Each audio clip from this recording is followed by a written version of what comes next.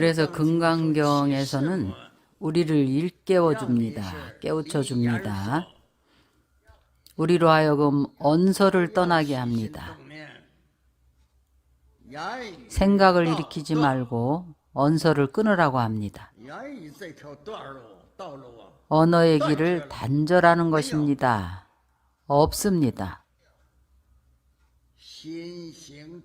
심행처멸, 마음속의 생각을, 마음에서 돌아가는 생각을 끊는 것입니다. 생각을 없애는 것입니다. 우리가 교정해야만 하는 것이 있는데 무엇인가 하면 옛사람이 변명을 하면 할수록 더 검어진다 했습니다. 아무 말도 안 하면 오히려 괜찮습니다. 말은 할수록 시비가 더 많아집니다. 그래서 우리 참선하는 사람은 언어의 길을 끊어버립니다. 언어를 떠나고 마음의 생각을 없애버립니다. 마음속에 아무 생각도 없습니다. 마음속에 활동을 멈추어서 마음이 없습니다. 생주이멸의 사상을 설명해 보겠습니다.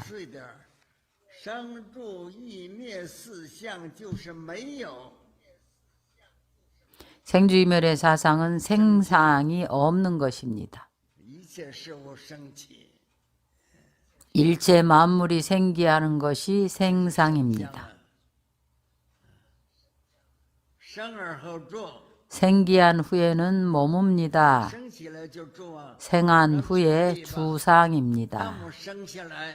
예를 들면 우리가 태어난 후에는 세상에 머뭅니다. 주합니다. 말을 못하다가 차차 말을 할 수 있게 됩니다. 점차로 운동을 할 수 있게 됩니다. 생활을 할 수 있도록 기술 등을 배웁니다. 세상에서 머물러 살려면 반드시 배워야 합니다. 머물러 사는 것은 생존한다는 것입니다. 머물러 살면서 변화가 일어납니다. 우리가 아기로 태어나면서부터 계속해서 변화하고 있습니다. 1살에서 10살로 변하고 10살에서 20살로 변하고 있습니다.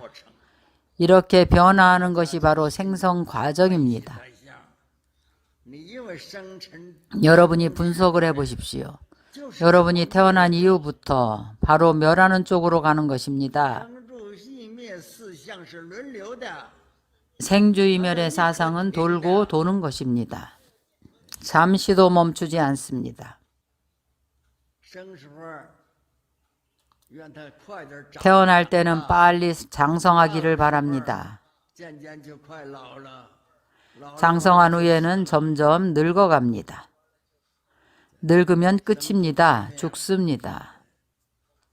생주이멸의 순환입니다. 어떤 것이 생주이멸의 상인가 하면 우리 각자가 느끼고 생각하는 일체의 사물입니다. 우리 사원도 매일매일 변화하고 있습니다. 매일매일 끊임없이 변화하고 있습니다. 어느 쪽으로 변화하고 있는가 하면 멸하는 쪽으로 변화해서 최후에는 소멸해 버립니다. 우리의 이 지구 전체가 아무리 억만 년이 되었다 하더라도 매일매일 변화하는 쪽으로 가고 있습니다.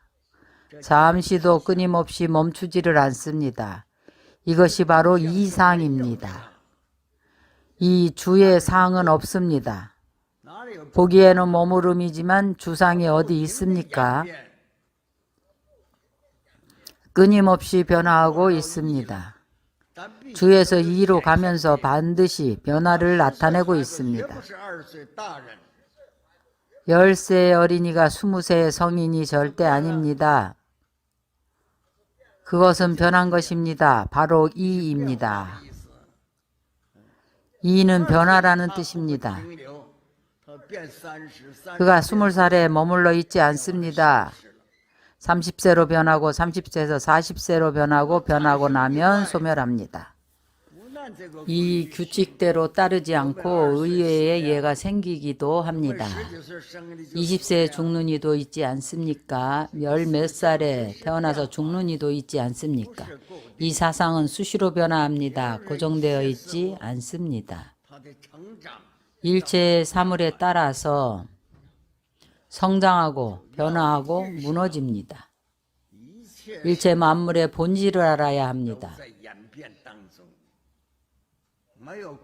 모두 다 변화하는 중이고 고정되어 있지 않습니다. 생멸법 가운데 중간에 주상과 이상이 더해집니다. 사실은 바로 생멸법입니다. 재행무상이 생멸법입니다. 생멸이 멸하고 나면 정멸로서 낙을 삼는다고 합니다. 바로 부처님께서 우리에게 알려주신 것입니다. 이렇게 이해하면 맞습니다. 응무소주 이생기심. 여러분에게 마음을 내지 말라는 것입니다. 어떻게 무생의 경계에 도달할 수 있을까요? 제법은 머무르지 않습니다. 체성이 없습니다. 일체 모두 머무르지 않는데 마음이 어떻게 일어나겠습니까? 마음이 일어나지 않으면 여러 가지 법도 없습니다. 마음이 멸한 연고로 여러 가지 법도 멸합니다. 이 의미는 본래 교리에서 설명하고 있습니다. 참선을 하는 법우들에게는 설명할 필요가 없습니다. 왜냐하면 여러분이 직접 참구를 해야 하니까요. 다 명백하게 설명해주면 무엇을 참고하겠습니까? 여러분이 참구를 안 할 겁니다. 이렇게 해서 참구를 하게 합니다. 참고하는 것은 모르는 것을 참고합니다. 부모에게서 아직 태어나지 않았을 때의 나를 여러분이 참고해 보십시오. 그때 나는 어디에 있었을까요? 태어난 나는 또 누구일까요? 이런 문제들을 여러분에게 참고하게 하는 겁니다. 참고해서 알아지면 깨달은 겁니다. 이런 과정을 거쳐야 하는데 아주 긴 여정입니다. 선방에 화두를 참고하라고 쓰여 있는 것이 보입니다. 참고해 보십시오.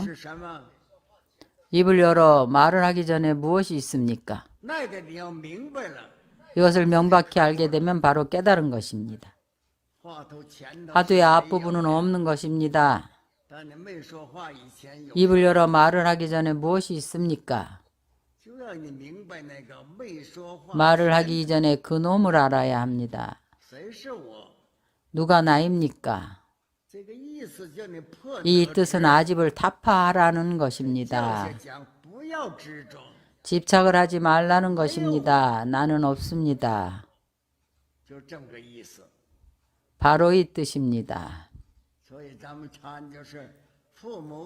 그래서 우리가 참고해야 하는 것은 바로 부모에게서 태어나기 이전에 누가 나인가. 이 모든 것을 여러분이 참고해야 하는 것입니다. 다 이야기해버리면 무엇을 참고하겠습니까? 그래서 화두를 참고하면 화두를 참고하라고 써놓은 것은 이것은 이미 말꼬리입니다. 화두가 아닙니다. 말이 있고 문자가 있는 것은 다 화두가 아닙니다. 이 말을 하기 전에 그 말머리 이전에 참고하십시오. 이목고 이것을 화두를 참고한다고 합니다. 말로 설명해버리면 무슨 의미가 있겠습니까? 무엇을 참고하겠습니까? 간단하게 말해서 말을 하기 이전에 없습니다. 아무것도 없습니다. 그래서 일체 중생들이 이해하지 못해서 반드시 명백하게 찾아내야 합니다. 알아질수록 더 알 수 없게 됩니다. 아는 게 많아질수록 알 수 없는 것이 더 커집니다. 고사를 하나 예로 들어보겠습니다. 소동파와 불인선사가 절에 참배를 하러 갔습니다. 불인선사가 소동파를 데리고 갔습니다. 소동파가 관세음보살상을 보고는 관세음보살상이 염주를 들고 계신 것을 보고는 소동파가 불인선사에게 물었습니다. 관세음보살상에 염주를 들고 있게 그렇게 조성을 했는데 관세음보살이 누구를 염합니까? 불인선사가 대답했습니다. 관세음보살이 관세음보살을 염하지요. 소동파가 혼란스러웠습니다. 관세음보살이 염주를 들고 관세음보살을 염하면서 숫자를 센단 말인가? 불인선사에게 설명을 해달라고 했습니다. 불인선사가 대답했습니다. 그것은 당신 자신의 일입니다. 참고해 보십시오. 내가 해석해 드리지 않을 겁니다. 두 사람은 계속해서 사원 곳곳을 참배했습니다. 절에서 나와서 소동파가 불인선사에게 말했습니다. 당신 설명이 필요 없습니다. 내가 알았습니다. 불인선사가 무엇을 알았냐고 물었습니다. 타인에게 구하느니 자신에게 구하는 것이 낫다는 것입니다.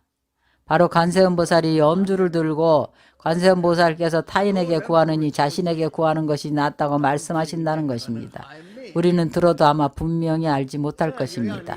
이것은 반문문자성이라 하라는 것입니다. 능언경에서 반문문 관자성하라고 설했습니다.